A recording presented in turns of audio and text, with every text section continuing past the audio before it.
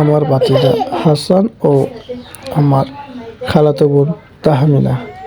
হাসান খেলনা একটি কুমির নিয়ে তাকে ভয় দেখাচ্ছে।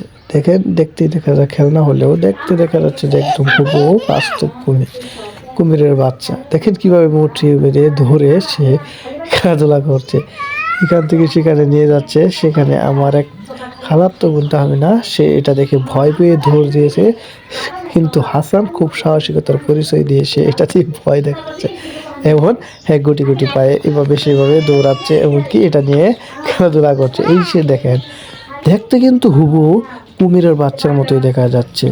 আমি তো প্রথমত এটা দেখে অবাক হয়ে গেছিলাম, ভয় পেয়ে গেছিলাম, বা এটা কিভাবে সম্ভব। পরে তো না কাছে গিয়ে দেখি এটা একটা খেলনা, সে যে কারণে সে এভাবে নিয়ে বসে আছে।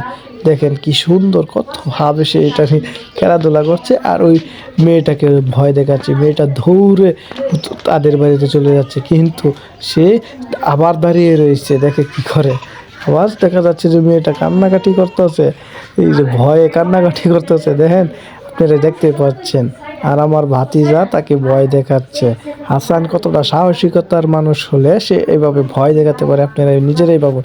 এই দেখেন আবার দৌড়াচ্ছে, আবার হাতে কুমির, কিন্তু এটা খেলনা কুমির। বাস্তব হলে সে নিজেই ভয় পেয়ে যেত, এত সাহস পেত না।